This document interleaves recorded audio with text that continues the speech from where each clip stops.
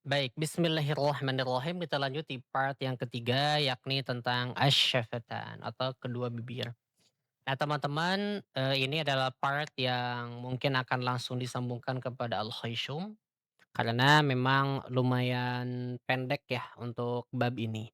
Jadi di sini ada bagian kedua bibir sekarang. Yang pertama ada batnus syafah, perut bibir namanya ya. Jadi bahasa Arabnya batnus syafah itu perut bibir. Dia itu nanti makhrajnya ada huruf fa yang di mana disentuhkan kepada ujung gigi sari atas. Sehingga ketika disebutkan dia pun harus dalam keadaan mengalir nafas. Ya, ingat ya. Jadi pengucapannya fa, fa, fa. Gitu ya. Baik, kita mulai. Sini. Fu, fa, fi. Fa, fi, fu. Af, if, uf. Af, fa, if, fi, uf, fu. قاف أظفر غفار يسير كفار تنفس فأين ظفر. Baik, keberhasilan teman-teman ya nanti peserta didiknya yang mengajarkan kembali. Fa ini tidak boleh menjadi huruf P, pupapi ya, karena ini bukan huruf P ya, tapi huruf fa. Dan ingat ya, bahwa huruf-huruf yang mengenai huruf fa itu tidak boleh sampai dia tertukar dengan huruf-huruf yang sejenisnya, yang lain-lainnya ya, tidak boleh ya. Kemudian huruf fa ini tidak boleh juga dalam keadaan dia terlalu cepat dalam mengucapkannya, karena dia sama memiliki sifat yang mengalir. Jadi af, if, uf, afa, ifi, ufu, tidak boleh, tapi harus mengalir. Kemudian panjang pendeknya lihat ya. Kemudian ada tebal tipis di sini karena memasukkan huruf ghain dengan dha. Awas jangan sampai ikut-ikutan tebal atau ikut-ikutan tipis. Sesuai dengan keadaan sifatnya masing-masing dari huruf yang tertera dalam metode talaqin nahawan ini. Oke, lanjut sekarang di huruf wawu. Nah, syafatan di huruf wawu. Nah, ini gampang ya. Ini melibatkan bibir atas dengan bibir bawah yang dimonyongkan. Nah, maka penyempurnaan huruf wawu ini kedua bibirnya itu sebelum berharokat, yakni harus dimonyongkan terlebih dahulu. Caranya adalah, wah gini dulu, baru harokat. Wa, wi, wu.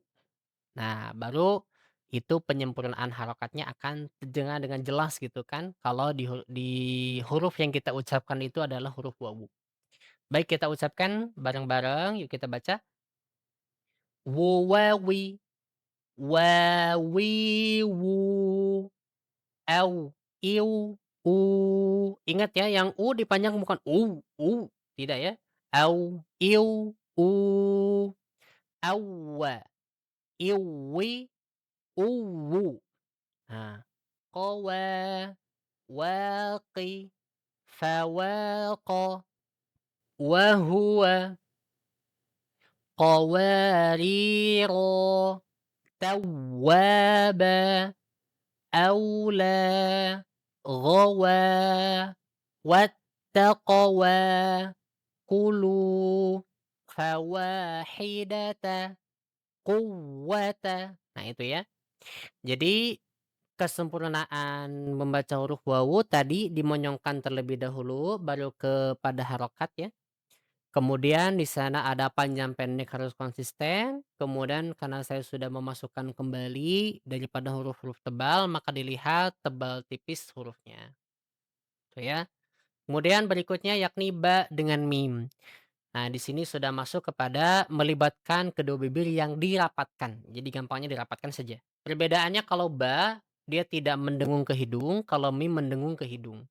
Maka pengucapannya dia harus sempurna ya, yang ba jangan menyerupai huruf mim, yang mim jangan menyerupai huruf ba. Nah, di sini sudah memasuki kembali kepada bab yang mim bertasdid ya dan nun bertasdid. Jadi kalau mim bertasdid sebagaimana telah dibahas di yang sebelumnya ada nun juga bertasdid, maka dia akmal mattakun gunahnya, sangat sempurna. Jadi harus ditahan ya. Nah, kalau huruf ba dipantulkan ke e. Dan ingat ketika menyebutkan huruf-huruf ini pemantulannya yang ba, yang qalqalah harus cepat. Oke, kita baca bareng-bareng.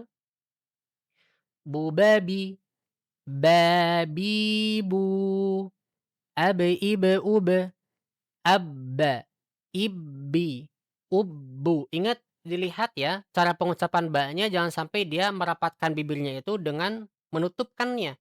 Abba, ibbi, nggak boleh ya, kayak nenek-nenek itu nggak boleh. Abba, ibbi, ubbu. Afwan, maksud saya nenek itu adalah seperti yang nggak ada giginya gitu ya, begitu, nggak boleh ya. Harus biasa saja pengucapannya, hanya menyentuhkan perut bibir atas dan bawah. Abba, ibbi, ubbu. Hmm. Kemudian watab, absaruhum, tabbat, tibaqa, mumami, mamimu, jangan awas, itu salah.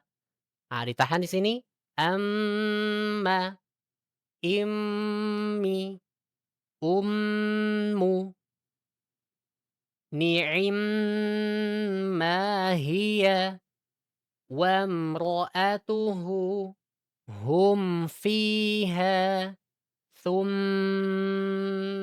sabila. Nah, kesempurnaan huruf ba, jangan sampai ba-nya dia dalam keadaan terlalu, ditekan ya, kalau tidak ada yang bagian tasydid. Nggak boleh. Kalau misalnya ada tasydid baru ditekan dulu terlebih dahulu, baru dipantulkan. Watab. Nah, itu ya, jangan sampai itu kan nggak ada tasydid tuh. Saja. Kemudian di mim ditahan lama ketika bertasydid, jangan terlalu cepat, juga ketika dia sukun. Kemudian di sini karena sudah saya memasuki huruf tebal, di huruf ba jangan sampai ikut-ikutan tebal di ba-nya. Suruhum, tidak boleh. Cepat, tetap dia dalam keadaan suruhum, itu ya. Oke, masya Allah. Lanjut di sini part terakhir ya, di bagian makharijul huruf, yakni rongga hidung mim dengan nun. Bahasanya sama dengan sebelumnya, yakni dia masuk ke hidung atau sengau ya. Kita baca bareng-bareng. Kalau mim dia di bibir, kalau nun di toroful lisan. Jadi kita bareng-bareng baca, mumami, mamimu, amma, immi, ummu, ni'imma hiya, wamra'atuhu, hum fiha, thumma sabila, mimma razaqnahum, minallahi, wa yutimma, wa yusamma, nunani, naninu, un, anna, inni, unnu, inna ma'a, fa in khiftum, malikin nasi, wanharu. Nah, itu dia ya. Kesempurnaannya sama saja seperti sebelumnya, nun dengan mim sudah ditahan. Kemudian yang terpenting di sini ya sama ya, karena sudah memasukkan tebal tipis, ada ya tebal tipis di situ, maka diatur tebal tipisnya. Kemudian di sini yang terpenting juga jangan sampai si huruf nun dengan mimnya dalam keadaan sukun terlalu cepat bacanya, ya. Harus ditahan dulu sedikit. Baik, makharijul huruf telah usai dibahas, karena memang dalam bab tentang makharijul huruf itu sangat penting diucapkan, karena kalau tidak tahu tempat ya, daripada mengucapkan untuk makharijul huruf ini nanti akan salah ya dalam, makna yang terselubung dalam bacaan Al-Qur'an. Jadi contoh kayak kita baca misalnya alhamdulillahirabbil alamin, jadinya pakai dhad, alhamdu gitu ya, atau lain-lain semacamnya, maka itu akan mengubah makna. Karena dalam bahasa Arab itu ada kaidah yang menyertai, ziyadatul mabna tadullu ala ziyadatil ma'na. bertambah, berkurang, berubahnya satu huruf dalam, bacaan bahasa Arab ya, apalagi terlebih khususnya Al-Qur'an, maka akan mengubah pada maknanya.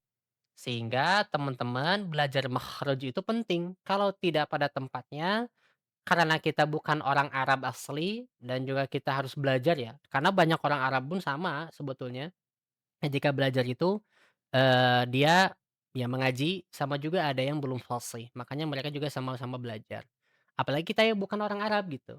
Nah, maka dalam hal ini teman-teman belajar makharijul huruf itu paling utama. Makanya dalam bait Muqaddimah Jazariyah diterangkan kan bahwa, dalam hal makharijul huruf, kemudian sifat huruf ya, dan juga tajwid, itu harus kita kuasai sebelum kita mengaji Al-Qur'an, ya. Qabla syuru'i awalan an ya'lamu makharijal hurufi was sifati liyalfidhu bi afsahil lughati. Muharririt tajwidi wal mawaqif, ya.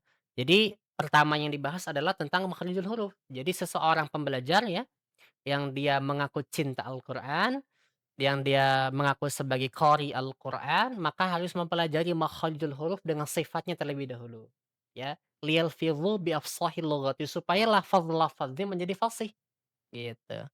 Nah, baru kesananya mahir juga di tajwid dan juga tentang waqaf dan ibtida'.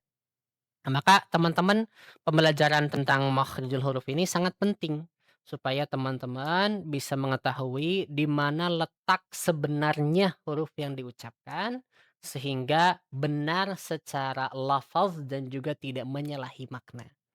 Begitu ya teman-teman. Baik, cukup ya sampai sini pembelajaran kita, nanti kita ketemu lagi dalam sesi berikutnya, masuk kepada bab tentang sifat huruf. Assalamualaikum.